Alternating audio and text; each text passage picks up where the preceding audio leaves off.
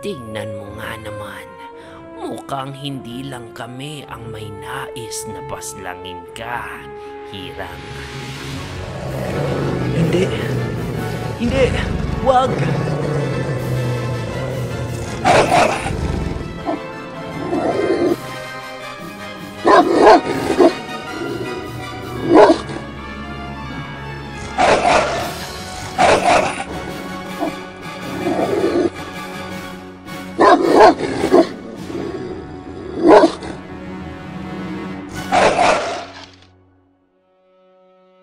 Sa huling pagbabalik tanaw sa nakaraan ni Juan Pedro, na sa panahong siya'y nag-e-ensayo, ang kanyang lolo Tasio ay nilapa ng mabangis na lobo.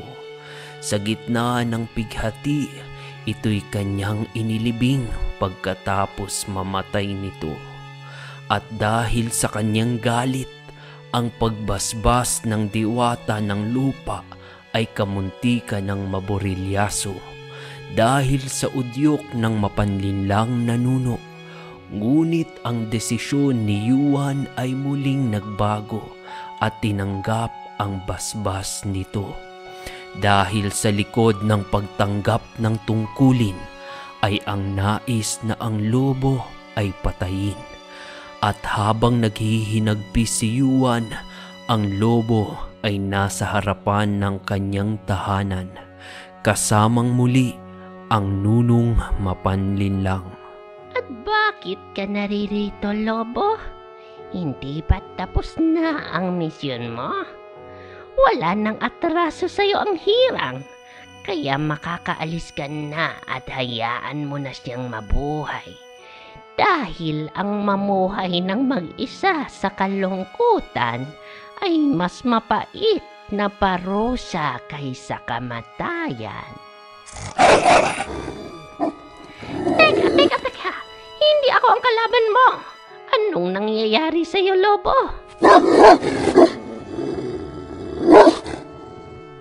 Narinig ni Juan ang atungal sa harapan ng kanyang bahay at kanya itong nilabas.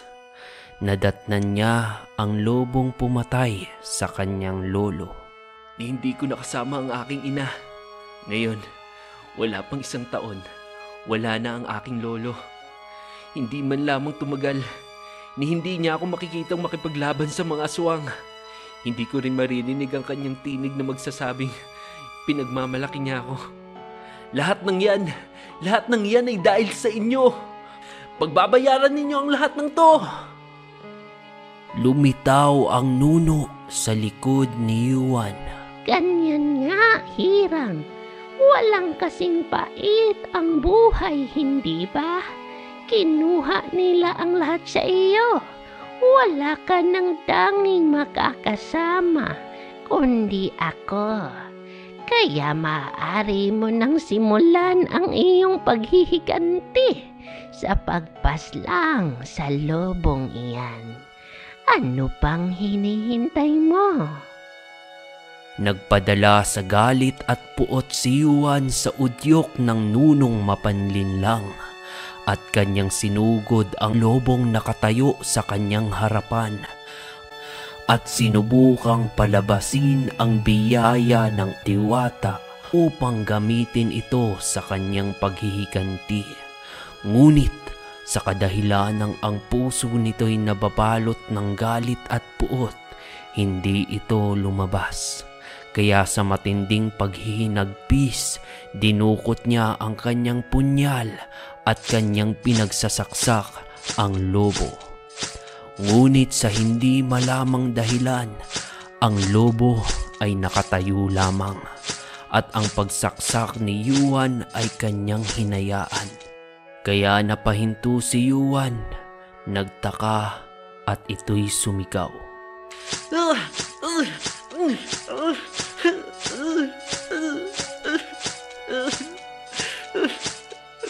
Lumaban ka! Lumaban ka! Lumaban ka! Ngunit habang sumisigaw si Juan sa galit, ito'y bumagsak sa lupa habang naghihingalo at tumutulo ang luha. Kaya't sa pagtataka ni Yuan, pumasok siya agad sa kanyang bahay at naghanap ng kasagutan. Hinalughog niya ang kwartong punong-puno ng libro ng kanyang yumaong lolo. Hinanap niya ang patungkol sa lobo sa libro ng mga aswang. Ngunit hindi niya ito makita. At sa kanyang patuloy na paghalughog, napansin niya ang isang itim na libro na ginawa mismo ng kanyang lolo. At ang librong ito ay patungkol sa mga taong lobo. Nang kanya itong binasa, doon niya nakuha ang kasagutang kanyang nais makita. Ako si Tasyo at aking sasaliksikin ang patungkol sa mga taong lobo. Simula nang ito'y unang magpakita sa amin ng aking anak, nang tangkain niyang patayin ito at ang buhay namin ay muntik mapahamak. Ang mga ito'y may lakas ng 10 lobo at may kakayahang gumaling ng mabilis ang mga sugat na natamo. At upang ang mga lobong ito ay mamatay, gumamit ng patalim na gawa sa pilak at sa puso nito'y isaksak. Ngunit bukod sa kaalaman kung paano ito mapaslang, isang nakamamanghang impormasyon ang aking natuklasan. Ang mga taong lobo ay hindi kauri ng mga aswang. Sila ay ibang uri ng mga nilalang, mga anak ng buwan, ngunit hindi ng kadiliman. Isa sa nakamamanghang kaalaman sa mga ito ay ipinanganak silang may 2 pulseras sa kanilang kamay. Tandaan ng kanilang kalayaan na mamuhay sa kagubatan.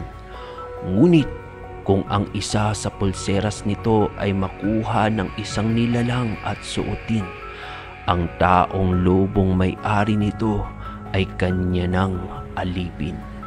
Susunod sa kanyang gusto, labag man sa loob ng aliping lobo.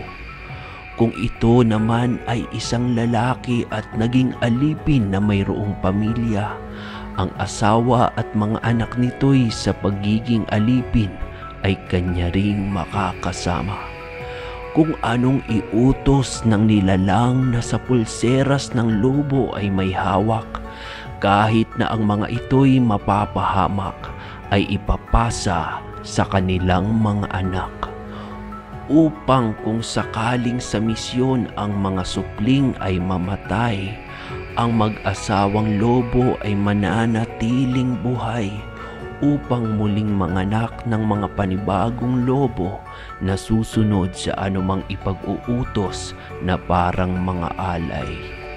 At kung sakaling ang mga magulang nito ay mamatay, ang mga anak nito'y makakalaya sa pagiging alipin at maaaring magpakalayo upang ipagpatuloy ang kanilang buhay. Natahimik si Yuan at doon niya lubusang naintindihan ang lahat. Kaya dali-dali niyang pinuntahan ang lobong naghihingalo sa labas ng kanyang tahanan. At imbis na tuluyang patayin, nilapitan niya ito upang kausapin. Naiintindihan ko na ang lahat. Ikaw ang anak ng mga lobong namatay sa pagtangkang patayin ako. Ngunit kahit labag sa kanilang kalooban, sila ay alipin na dapat sumunod. At kung tutuusin, ikaw bilang kanilang anak ang dapat gumawa nito. Pero sinakripisyo ng mga magulang mo ang kanilang buhay upang ikaw ay makalaya. At ngayon, pinatay mo ang aking lolo nang dahil sa iisang rason, paghihiganti, hindi ba? At nagsimulang magbago ng anyo ang itim na lobo at ito'y naging isang tao. Kahit na nahihirapan, ito'y nagsimulang magsalita. Tama ka, paghihiganti. Yan ang tangi kong dahilan. Noong sa pilitang inutos ng pinuno ng aswang ang misyong patayin ka sa pamamagitan ng pagpatay sa iyong ina, walang pag-aatubiling inako ng aking ina ang misyon na ako ang dapat na gumawa bilang kaisa-isang anak at tanging sasalo ng utos. Inalay nila ang kanilang buhay para sa akin. Lahat ng yun ay para protektahan ako bilang kanilang anak. Kaya noong nakita ko kung paano ka naghinagpis, naramdaman kita. Alam ko ang pakiramdam na nangulila. Prinotektahan tayo ng mga magulang natin kahit ang kapalit nito ay buhay nila.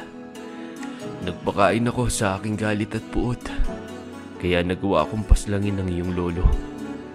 Alam kong walang kapatawaran ang nagawa ko. Dugo sa dugo, buhay sa buhay.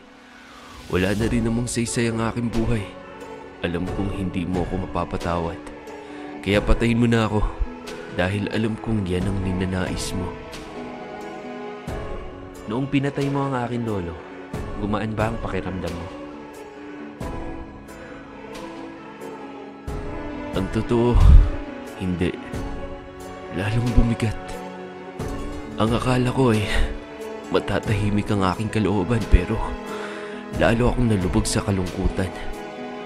Paghihiganti, wala itong patutunguhan. Hindi ito ang paraan para matahimik ang aking kalooban. Kung ganoon, wala ring dahilan para patayin ka.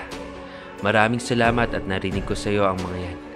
Parehas tayong may galit at puot at pinapatakbo ng paghihiganti. Parehas tayong biktima. Parehas na nawalan ng pamilya. Parehas na nangulila. At parehas na naghahanap ng hustisya. Wawakasan ko ang kamandag ng paghihiganti sa gabing ito. Masakit man sa akin ang nangyari. Pero katulad ng sinabi mo, masasaktan ko lamang ang aking sarili kung ipagpapatuloy ko ang galit at sa puot ay mananatili. Umalis ka na at mabuhay ka ng malaya.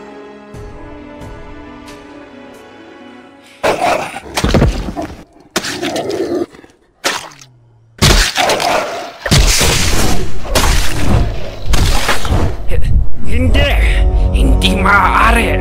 Sinusubok niyo talaga ako.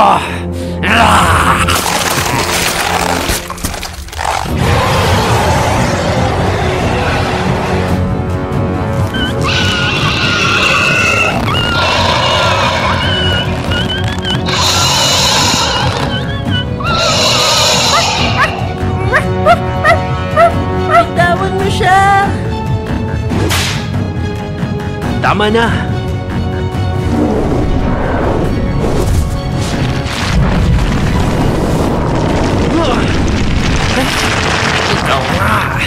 Ikaw nga ang nakasaad sa propesya.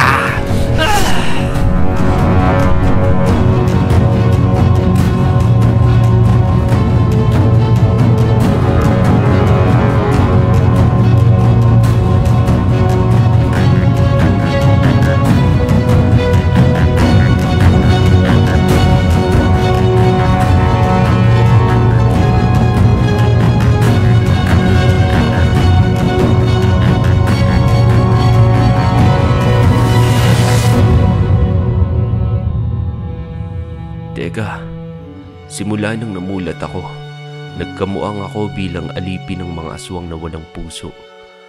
Kung papaalisin mo ako upang mabuhay ng malaya, para mo na rin akong pinarusahan na dalhin sa araw-araw ang konsensya ng aking ginawa. Kaya bilang kabayaran sa buhay ng iyong lolo, inaalay ko ang aking buhay sa iyo. Tanggapin mo ang pulseras na to. Bilang tanda na ako ay buong puso na nagnanais na iyong maging aliping lobo. Pinapatawad na kita, pero hindi ibig sabihin nun ay wala na ang sakit na akin nadarama. Dulot ng nangyari sa ating mga pamilya. Hayaan mong maghilom ang mga sugat nating dalawa sa magkabilang landas ng ating buhay. Ikaw, bilang nakatakdang hirang, oo, meron ka pang landas na tatahakin. Samantalang ako, wala na. Wala nang saysay ang buhay ko kahit pa ito'y aking ipagpatuloy. Iiwan ko ang pulseras na ito.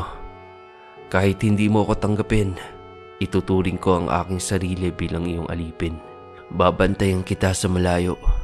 Kahit hindi mo inuutos, sisiguraduhin kong ang nais ng lolo mo na ikaw ay maging isang ganap na hirang ay matutupad. Ituturing kitang pamilya na dapat kong ingatan. Kapatid, hindi sa dugo, ngunit sa iisang layunin. Ang tapusin at wakasan ang kasamaan ng mga aswang na siyang ugat ng pagkawasak ng ating nakaraan.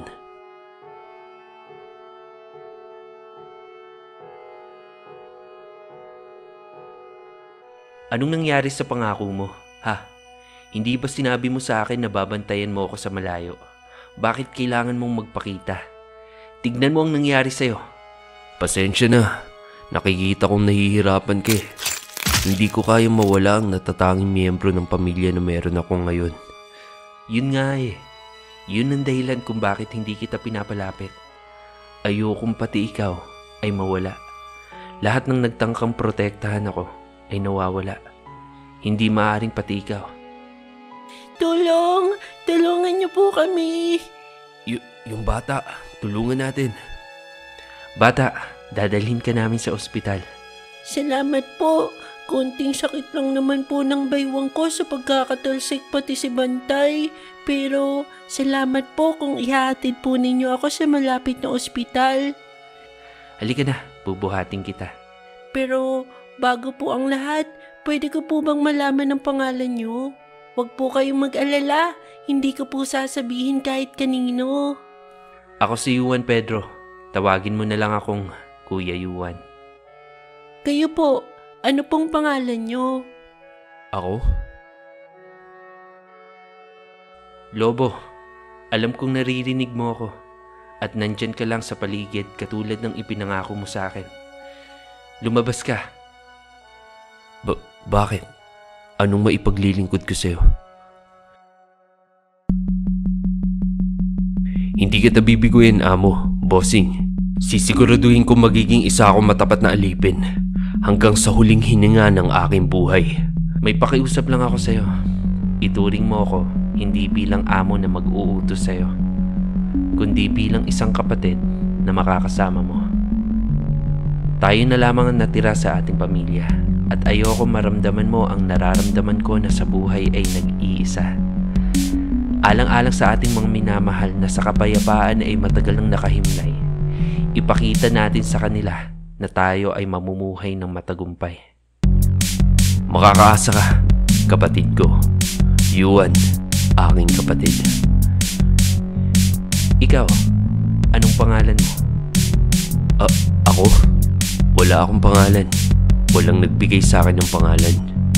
Kung ganoon, ako na magbibigay sa'yo. Ang pangalan mo ay